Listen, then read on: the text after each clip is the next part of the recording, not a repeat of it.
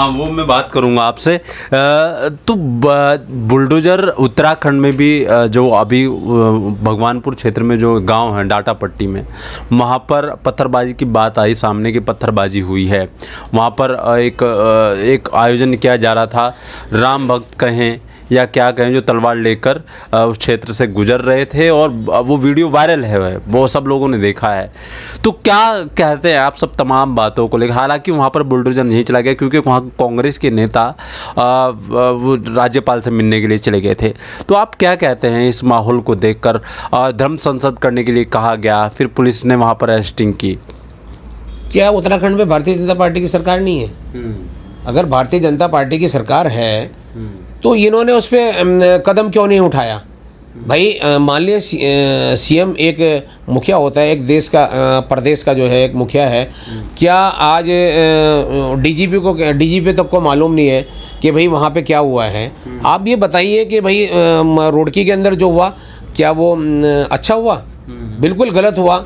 आपकी तलवारें लहराई जा रही हैं, सब कुछ हो रहा है, कि उनके खिलाफ कार्रवाई नहीं हो रही है, उनके खिलाफ मुकदमा क्यों नहीं लिखा जा रहा है? और रही बुलडोजर की बात, मैं बुलडोजर की बात को कहना चाहता हूं कि कहीं भी अतिक्रमण होता है, कुछ होता है, हम सरकार का स्वागत करते हैं, हम माननीय न्यायालय का भी स्वागत करते हैं, हम सुप्रीम कोर्ट का भी स्वागत करते हैं, हाई कोर्ट का भी स्वागत करते हैं। लेकिन जहां तक तोड़ने का सवाल है, जहां तक किसी चीज़ को हटाने का सवाल है, एक घर है, उसके घर के अंदर आपको नोटिस नहीं दिया जाता। उस घर के अंदर विकलांग भी रहते होंगे, उसके घर के अंदर बूढ़े भी रहते होंगे, उस घर के अंदर एक महिला भी रहती होंगी, उस घर के अंदर गर्भवती महिला भी रहती होंगी, उस घर के अंदर बच्चे भी रहते होंगे, उस घर के अंदर उसका अनाज भी पड़ा होगा। उसके क्या हालात होंगे आपने कुछ नहीं देखना, आपने उसको खाली नहीं कराना। आप उसको नोटिस दीजिए, उसको अल्टीमेटम दीजिए, उसको टाइम दीजिए, है तब उसको खाली करें। और जब अतिक्रमण होता है, जब अतिक्रमण हो रहा था, तो अब सरकार कहाँ से हो रही थी? जब अतिक्रमण को करने के लिए उससे उनको बढ़ावा देते हैं तो उसे तोड़ने के लिए भी तो उनको टाइम देना चाहिए कि भाई उनको टाइम दिया जा रहा है। क्या बच्चों को आप ऐसे ही बाहर फेंक देंगे? क्या महिलाओं को ऐसे ही निकाल देंगे? क्या बुजुर्गों को ऐसे ही मार देंगे? ये कौन सा तरीका है? मैं इसके सख्त खिलाफ हूँ कि ठीक है, मैं कानून के दायरे में जो भी काम होता है, अतिक्रमणों को हटाना, मैं उसका समर्थन करता हूँ। मेरे यहाँ ग्राम सभा में जब अतिक्रमण हुआ तो सबसे पहले मैंने अधिकारियों को मीटिंग ली, सिटी मजिस्ट्रेट को, एसडीएम को, आपका पीडब्ल्यूडी के अधिकारी को, आपका एमडीडी के अधिकारी को। मैंने कहा मेरे गांव के अंदर तोड़फोड़ होगी, लेकिन सबसे पहले मैं ग्राम प्रधान था, मीटिंग मेरे यहाँ होगी। ठीक है। और हमने मीटिंग कराई, और मीटिंग करा के हमने कहा कि हमें टाइम चाहिए, हम तोड़वाएंगे खड़े होके। हमने उनके शासन प्रशासन को कहा, प्रशासन को आप मत लाइए, कोई दिक्कत नहीं है, आपका गिना मिना जो आपको थोड़ा बहुत लगता है कि भी यहाँ हो सकता है, तो हमने साथ चल के, पैदल चल के, मेरे वो सारे वीडियो के, हमने पैदल चल के लोगों से रिक्वेस्ट करके सारा अतिक्रमण हटवाया। यहाँ तक कि हमारा धार्मिक स्थल, हमारी 2 मस्जिदें उसके अंदर आई, 3 मस्जिदें हमारी उसके अंदर आई। जब मस्जिद के पास इन्होंने बिल्डोजर लगाने की बात करी तो हमने कहा हमें 1 हफ्ते का टाइम चाहिए। डीएम ने कहा कि हम 1 हफ्ते का टाइम दे देंगे। हम भी देखेंगे, अरे 1 हफ्ते का आप टाइम नहीं दोगे। हम जाके एमडीडी के अधिकारी, सारे अधिकारियों से इनके हम जाके मिले इसी रोड पे, और उन्होंने कहा ठीक है आपको 1 हफ्ते का। हमने 1 हफ्ते में अपनी मस्जिद को हटवाया, अपने आप अपने लोगों को लगवाया। हमने किसी से पैसा नहीं, ये कहने लगे हम हटाएंगे, हम पैसा लेंगे, हम नहीं, हम अपने पैसे से हमने हटवाया। और हमारे यहाँ कब्रिस्तान की बाउंड्री हमने उसको भी हटवाया, और हमारे यहाँ जो मस्जिद, वो दूसरी मस्जिद शहीद करके हमने उसको बनाया।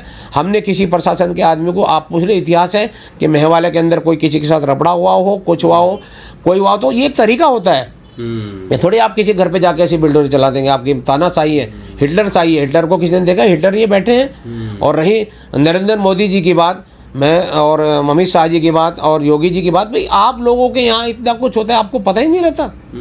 आपका एक बयान तक नहीं आता। क्या देश में क्या और कम्युनिटी नहीं रहती? सारी कम्युनिटी के लोग रहते हैं। इस मुल्क को आज़ाद सारी कम्युनिटी ने कराया। इस मुल्क को जिनको आज़ाद कराया, कि उनका नाम नहीं है कहीं? बिल्कुल। फिर उनका नाम होना चाहिए। इस मुल्क को आज़ाद करने के लिए हिंदू, मुस्लिम, सिख, ईसाई सब लोगों ने अपना बलिदान दिया, सब लोगों ने अपनी जान और मान का नजराना पेश किया, सब लोगों ने अपने बच्चों को यतीम किया, तब जाके मुल्क हम तक पहुंचा। आज आप कहते हो किसी भी एक कम्युनिटी को लेके, ऐसा नहीं होना चाहिए। हम इसके सख्त मजम्मत करते हैं। अच्छा, सुप्रीम कोर्ट का एक आदेश आया है उत्तराखंड को लेकर। उन्होंने कहा है कि अगर उत्तराखंड में किसी तरह से विवाद होता है धर्म को लेकर या धर्म संसद होती है और हेट स्पीच होती है तो मुख्य सचिव को तलब किया जाएगा। तो आप क्या कहते हैं कि क्या अभी भी बचा है कि वो एक देश जो हमने बनाया है हिंदू मुस्लिम सिख ईसाई, क्या अभी भी उस पर कायम है सुप्रीम कोर्ट और तमाम चीज़ें हैं अभी भी? क्या लगता है? सुप्रीम कोर्ट के हम फैसले का स्वागत करते हैं कि सुप्रीम कोर्ट ने जो तलब किया कि भी ऐसा नहीं होना चाहिए, यही तो सुप्रीम कोर्ट ने कहा, यही तो कहा ना सुप्रीम कोर्ट ने। तो सुप्रीम कोर्ट को सबको पालन करना चाहिए। और सुप्रीम कोर्ट वगैरह जो है भाई वो तो एक हाई लेवल, उससे ऊपर क्या है बताइए आप? अगर आप उसको भी नहीं मानोगे, मुख्य सचिव को तलब किया, सही किया भाई। आप अगर उसके बावजूद भी आप देख लीजिए, दिल्ली का भी देख लीजिए आप, उसके बावजूद भी सुप्रीम कोर्ट के आदेश के बावजूद भी वहाँ पे उसके बाद भी उनका काम जारी रहा। तो इसका मतलब आप उल्लंघन कर रहे हो। 4 घंटे तक जारी रहा, जब आपके पास आगे भी मतलब जो है नहीं होगा और उसके बाद भी जारी रहा, तो ये कौन सी बात है? ये तो एक हिटलर साई है ना। तो क्या कानून और जुडिशरी को तो ये मान ही नहीं रहे? हम लोग तो मान रहे, हमारा सेकुलर मुल्क है, हम मानते आए और मानते रहेंगे। अच्छा, एक सवाल मैं कर रहा था आपको, यहाँ पर जो आपका क्षेत्र है, यहाँ बीजेपी के विधायक हैं, क्या बेहतर देख रहे हैं आप? क्या यहाँ पर जो काम पहले, क्योंकि यहाँ पर कांग्रेस के विधायक रहे थे, उसके बाद यहाँ पर बीजेपी के 2 बार वो विनोद चमोली बने हैं, क्या जो काम क्या हुआ है या नहीं हुआ है? क्या लगता है आपके क्षेत्र के बारे में आपको? देखो, मैं व्यक्तिगत तो किसी आदमी की आलोचना नहीं करूंगा, लेकिन आप ये बताइए, सरकार की आलोचना मैं करना चाहूँ कि सरकार ने क्या किया ये बताइए। मेहवाला के अंदर ही जब माननीय दिनेश अग्रवाल जी मंत्री थे, विधायक थे, मंत्री भी रहे, तो और उस समय हरीश राव जी मुख्यमंत्री थे, और तो उस समय क्या काम नहीं हुआ? जितनी रोडें आज आप देख रहे हो ये सब कांग्रेस की देन है। जितनी आप पोल पे लाइटें देख रहे हो ये सब कांग्रेस की देन है। जितने मदरसों में आप हैंडपम्प देख रहे हो, जितने मंदिरों में आप हैंडपम्प देख रहे हो, जितने आप मस्जिदों में हैंडपम्प देख रहे हो, वो किसकी देन है? आज जितने मंदिरों में शेड लगा हुआ है वो किसकी देन है? ये सब कांग्रेस की देन है, भारतीय जनता पार्टी की देन नहीं है। हमने मंदिर में शेड लगवाया, यहाँ पे पाल महल्ले में मंदिर में शेड लगवाया, हमने हर मंदिर के अंदर हैंडपम्प लगवाया, हमने हर महल्ले के अंदर हैंडपम्प लगवाया। उसके बाद बताइए, एक हैंडपम्प कहीं लगा हो, पानी की सुविधा एक लगी हो, लाइट का कोई यहाँ पे एक लाइट का कुछ लगा हो, तो ये थोड़ी ना होता, कहने से नहीं होता।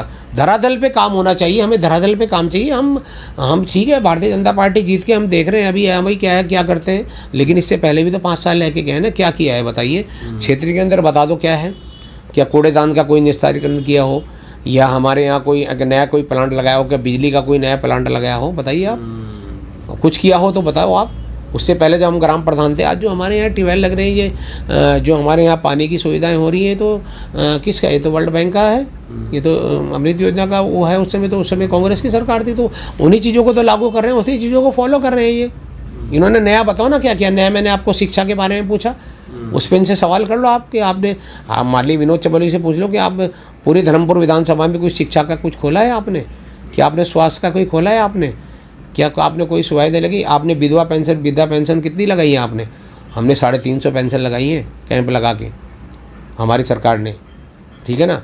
मान ली यशपाल आर्य जी जो मंत्री थे और हरि सिंह जी मुख्यमंत्री, तो 2 करोड़ कुछ रुपए आपको वन विहार को दिया, ऋषि विहार को दिया, कहाँ कुछ नहीं किया। नीचे नाला बनाया नीचे, तो ये मान ली मंत्री जी का, जब सिंचाई मंत्री थे कांग्रेस में, तो नीचे नाला बना हमारा 30-40 लाख रुपए का नाला बना नीचे।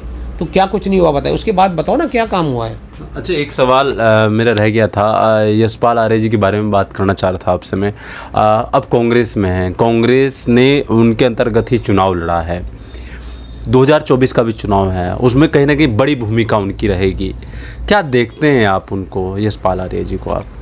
नहीं, यशपाल आर्य जी तो एक कद्दावर नेता हैं, और जो 2024 में भी चुनाव होगा उसमें मान ली हमारे सभी नेता, मान ली चाहे हरीश रावत जी हों, चाहे करण मेहरा जी हों, जो अभी जो हमारे प्रदेश अध्यक्ष बने हैं, चाहे प्रीतम सिंह जी, कोई भी हो, यशपाल आर्य जी हैं, सब लोग एकजुट हैं। सिर्फ ये जो कुछ लोग हैं जो फैलाते हैं कि एकजुट नहीं है, एकजुट होकर सब चुनाव लड़ेंगे, और माननीय यशपाल आर्य जी की भूमिका बहुत अच्छी रहेगी और बहुत अच्छी रही है। और अभी जो केंद्रीय नेतृत्व ने जो उनको जिम्मेदारी दी है, मैं केंद्रीय नेतृत्व का भी धन्यवाद करता हूँ कि उन केंद्रीय नेतृत्व का भी सही डिसीजन है कि जो उन्होंने यशपाल आर्य को जो जिम्मेदारी दी है उसको बखूबी वो निभाएंगे और निभाते आए हैं। और उनके नेतृत्व में पहले भी सरकारें बनी हैं, पहले भी हमारे यहाँ सरकार बनी है और पार्लियामेंट की सीटें भी जीत गए हैं और वो काबिल नेता हैं और बहुत अच्छा काम करने वाले हैं और अनुभव है। और पार्टी ने जो उनको जिम्मेदारी एक अनुभव देखते हुए दी है, क्योंकि उनका एक बहुत तजुर्बा है, बहुत लंबा एक उनका 40-42 साल का उनका एक जीवन का वो है। 7वीं बार विधायक हैं वो और मंत्री रहे 4थी बार। तो उनको तो मैं बधाई भी देता हूँ और बहुत अच्छा कार्य होगा और 2024 में हमारी सरकार सेंटर में आएगी। ठीक है। तो ये थे हाजी सुलेमान जी जो लगातार एक मुद्दों पर बात करते हैं, उन मुद्दों पर बात करते हैं जो कहीं ना कहीं क्षेत्र के लिए लोग नहीं उठा पाते हैं या मांग नहीं कर पाते हैं। आप देख रहे हैं समाचार इंडिया, खबर से लेकर असर तक।